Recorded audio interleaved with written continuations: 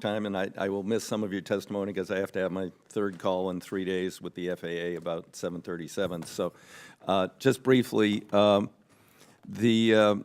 we have a little cognitive dissonance this week. We have the president's budget, which again proposes cuts pretty much across the board in transportation on one hand, but then talks about the fairy dust of leveraging $200 billion of federal money into $1 trillion of investment, something we all know is impossible. It was part of the plan last year by D.J. Gribbin, which I'm not aware of a single member of Congress supporting because it was so fanciful. It was based in so-called asset recycling, privatization, tolling, whatever. We need to do something real, and it's long overdue. And we know we held the first hearing of the full committee on the costs of inaction, doing nothing, and now we're going to start talking about how we fund and move forward with a longer-term bill. CRs hurt in terms of construction. States will delay major projects if we're in CR mode because they don't know what the long-term prospect is for a major project.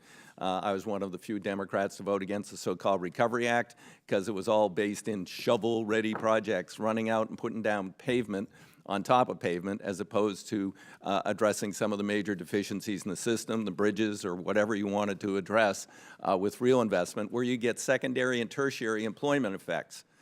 Contractors didn't buy any new equipment because they knew it was a one-year thing to go out and put down a little bit of pavement. So the manufacturers of equipment didn't get the orders, and so on down the line.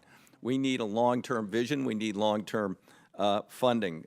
Ways and Means did hold a hearing last week, the first hearing, substantive hearing by that committee on infrastructure funding in almost a decade.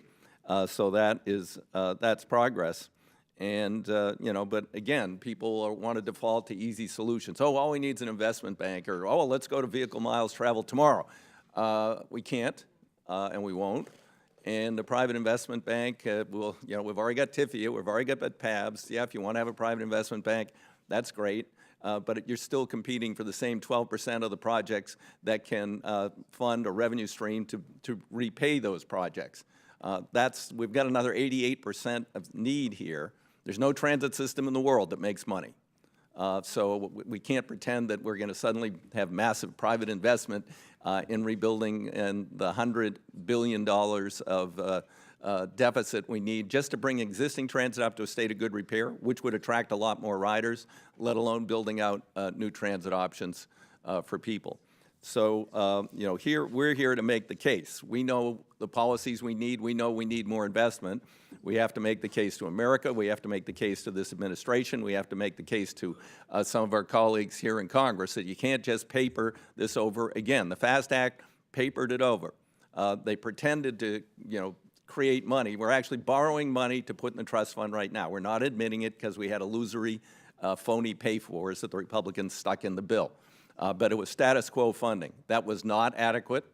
I did, after a long battle, get a provision in the bill that says any additional real funds allocated by Congress will immediately flow through the policies and, in this bill. So we don't have to have a lengthy authorization fight to get some money out there soon.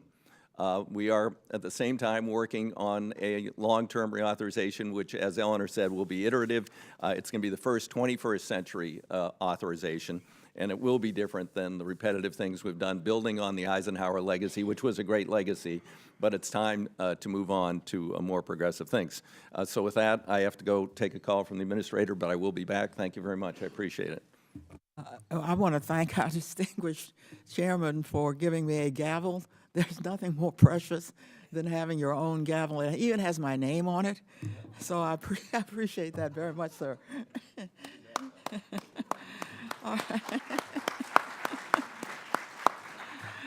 As I think was mentioned, this hearing is being held here. This is not a hearing room. Our hearing room will be available in May. Therefore, you will see our members having to come all the way over from usually Rayburn. For example, I have a very important committee going on right now. I just can't go, so I regret that. But people will come in and we understand. we really have here a cross-section of witnesses to open today's hearing so that we begin to get the lay of the land. We have the mayor of the city of San Antonio, the fastest growing city, I believe, in the United States, Mayor Ron Nuremberg, Mr. Roger Miller, who is the secretary of the Washington State Department of Transportation, is here on behalf of the American Association of State Highway and Transportation Officials. We have Darren Anderson, the Director of Strategy and Innovation at the Texas Department of Transportation, but he's here on behalf of Texas Innovation Alliance. Very important new area for us. Jack Evans, the Executive Director of the Transportation Learning Center. Therese McMillan, Executive Director of the Metropolitan Transportation Commission on behalf of the Association of Metropolitan Planning Organizations. Al Stanley,